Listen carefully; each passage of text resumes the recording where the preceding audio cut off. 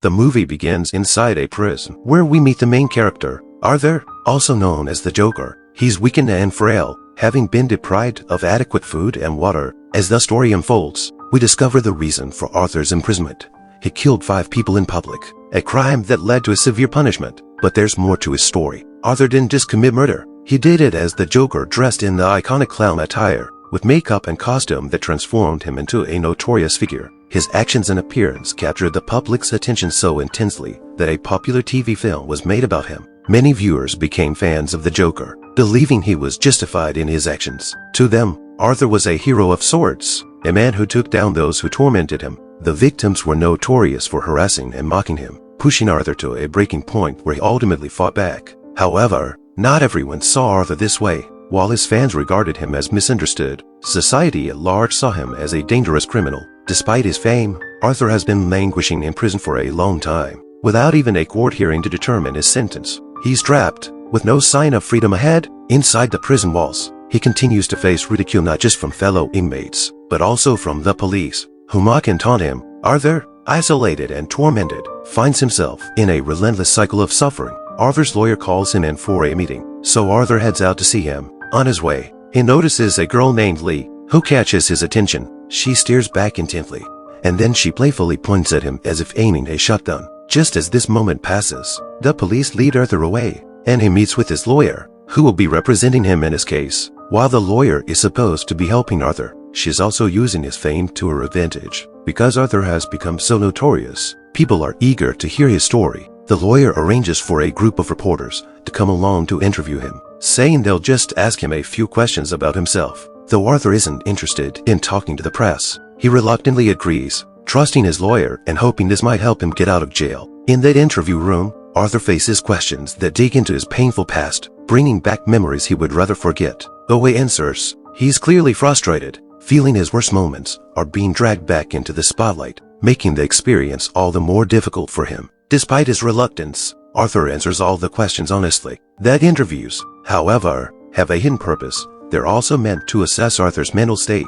Each day, he is questioned to see if he's made any psychological progress, as many still believe he's dangerously unstably mad Joker who killed 5 people in a feat of insanity. After one interview, a police officer escorts Arthur to the music room, where inmates play instruments together. Here, Arthur sees Lee again. Both are excited to finally meet, as they've been eager to talk since their first encounter. Arthur asks Lee why she's in prison, and she explains that she once set her building on fire in a moment of rage, accidentally causing her mother's death. Hearing this, Arthur bursts into laughter, more out of habit than humor. Lee then asks about him, and Arthur replies, "You mean you don't know? Everyone knows I killed 5 people. That's why I'm here." Over time, they continue meeting in the music room and form a close friendship. One day, Lee even suggests they escape together. Arthur, however, dismisses the idea, telling her, "No way, they should meet." It's clear Lee has developed feelings for him and dreams of a life with him outside the prison walls. But Arthur's refusal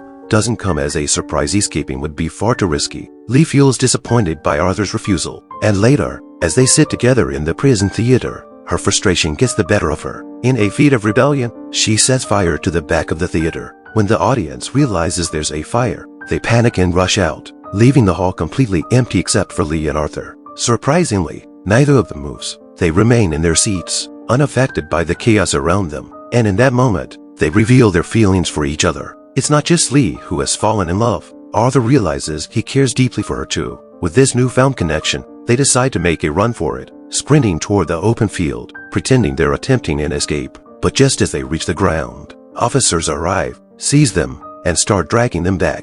Instead of resisting, Arthur and Lee burst into laughter, their shared defiance and connection on full display. In that moment, it's clear that they are alike. To people who have found a kindred spirit in each other, Arthur is so caught up in the thrill of the moment that he bursts into wild, uncontrollable laughter. When he's taken back to his cell, Lee manages to join him again. Thanks to the guard's help, the two of them continue spending time together. Lee tells Arthur she wants to see him as the Joker again. She sneaks in some makeup, and with her help, Arthur is transformed back into his infamous Joker persona. Lee carefully applies the makeup, recreating the look that once made him so notorious. Seeing himself as the Joker once more brings Arthur a deep, almost chaotic joy, and he can't help but savor the moment. Together, they find happiness in this small act of rebellion. a brief escape from their harsh reality. The next day, Arthur's lawyer comes to visit him again, bringing a top reporter along to conduct another interview. She wants to assess his mental state by having him answer a few tough questions. Arthur,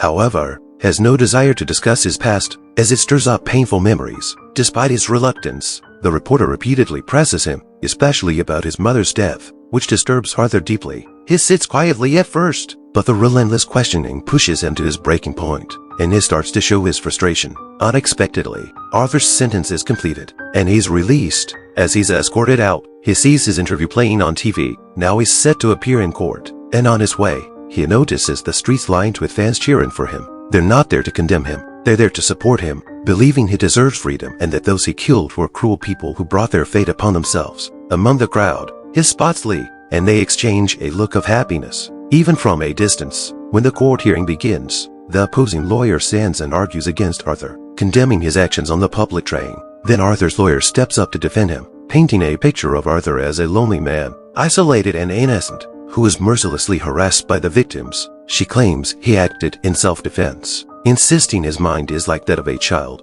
who doesn't fully understand the consequences of his actions. However, the opposing lawyer is quick to counter, emphasizing that no matter the reason, Arthur is still a murderer who deserves punishment, not freedom. After hearing both sides, the judge postpones the decision, setting a new date. Outside the courtroom, the judge approaches Arthur's lawyer and warns her that the current approach won't win the case. He encourages her to step up her defense if she wants to secure Arthur's freedom. Back in jail, Arthur's lawyer visits him and brings up Lee. Arthur, clearly taken with her, tells his lawyer, "She's a good person. I love her and trust her." A lawyer, however, reveals a shocking truth. Lee's story about her parents' death was a lie. Her father is a doctor, and both of her parents are alive. On top of that, she hadn't actually been sentenced to jail. She had bribed her way in just to be near Arthur. The next time Lee visits him, Arthur confronts her. She admits everything, confessing that she lied about her family and had even paid to disguise herself as a prisoner, just so she could be close to him. She tells him, "I didn't mean to hurt you. I only wanted to be with you because I fell in love with you. I've seen your TV movie about 20 times, and I couldn't help myself. I want to get you out of here so we can start a life together. No matter what it takes, I'll do everything I can to see you free." Arthur and Lee's dream of being together seemed closer than ever, and Arthur agreed happily. Finally, the big day arrived when Arthur appeared in court again. This time, his neighbor took the stand to testify on his behalf. She explained, "Arthur's mother and I were friends, and I often visited their home. I remember the day he attacked Harry, saw it all with my own eyes. I was terrified, so I left the city to protect my child. But when I heard Arthur had been jailed, I felt terrible. I came back to testify because Arthur has suffered so much. He never wished harm on anyone." She continued, "That day, when Arthur was hitting his mother, it was like he was overtaken by something else. I realized this wasn't Arthur, it was the Joker inside him. I believe that any harm caused wasn't done by Arthur, but by this hidden Joker who was forced out by others." Her testimony stirred something within Arthur, and he felt an unexpected rush of courage. He suddenly stood up and declared to the judge, "I want to represent myself now. I don't need a lawyer." Lee felt a surge of pride at Arthur's decision, convinced he was finally embracing his truth as the Joker. The day came for Arthur to make his final stand in court, and his supporters, including Lee, gathered outside, eager to hear the outcome. As his own attorney, Arthur appeared in court in full Joker makeup and attire, exuding a confidence that captivated everyone. As the hearing began, a former co-worker of Arthur's took the stand. This man, who had known Arthur for years, began describing Arthur's behavior, explaining how it changed when the Joker persona took over. "I was there when the Joker killed those people on the train," he said. "I saw it all because we got on the train together." Hearing this, Arthur stood up and asked him directly, "Tell me, when I was killing them, who did you see?" His co-worker replied, "I saw the Joker within Arthur." Hearing this confirmation, Arthur felt an intense surge of madness. He started openly criticizing the police, shouting, "These people don't care about the truth. They don't need witnesses. They don't need evidence." His voice echoed through the courtroom, a raw and chaotic blend of defiance and triumph. Arthur's frustration boiled over as he addressed the court, his voice resonating with resentment. "The police," he continued, "they just grab whoever they can, guilty or not, throw them in jail, and lock the doors. If they had arrived on time that day, they would have seen who was really at fault. I wouldn't have lost myself." His words struck a nerve, directly blaming the police for his descent into madness. With that, the testimony for the day ended, and another court date was set. But as Arthur returned to his cell, His words had angered the officers.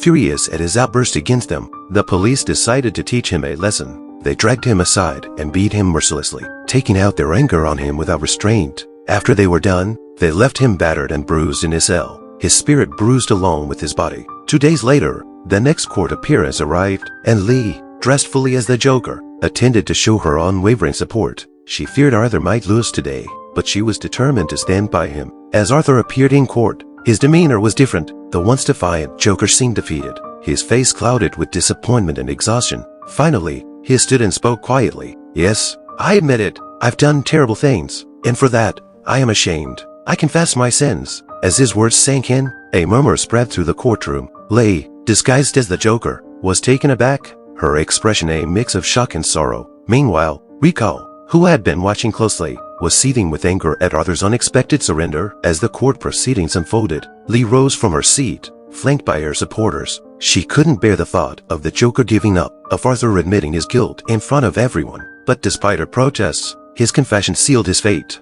marking the end of the case and paving the way for his punishment. Returning to his normal self, Arthur felt an overwhelming surge of emotions. Suddenly, he erupted into loud, manic laughter. The doctor who had opposed him, furious at Arthur's mocking demeanor, rushed forward and began to strike him. Yet Arthur's laughter only grew louder and more chaotic, echoing through the courtroom. Then, amidst the turmoil of his laughter, a massive explosion rocked the building. The courtroom crumbled around them, chaos erupting as debris fell and panic ensued. Some were killed in the blast, while many others lay injured on the ground. The scene turned into a nightmare. Emerging from the wreckage, Arthur found himself amidst the destruction. To his surprise, he spotted a fan dressed as the Joker among the chaos. Recognizing Arthur as the real Joker, the fan rushed to his side, urging him to escape. "Come with me, I'll help you," the fan shouted, attempting to usher him into a waiting car. But just as they began to drive away, the car got stuck in heavy traffic.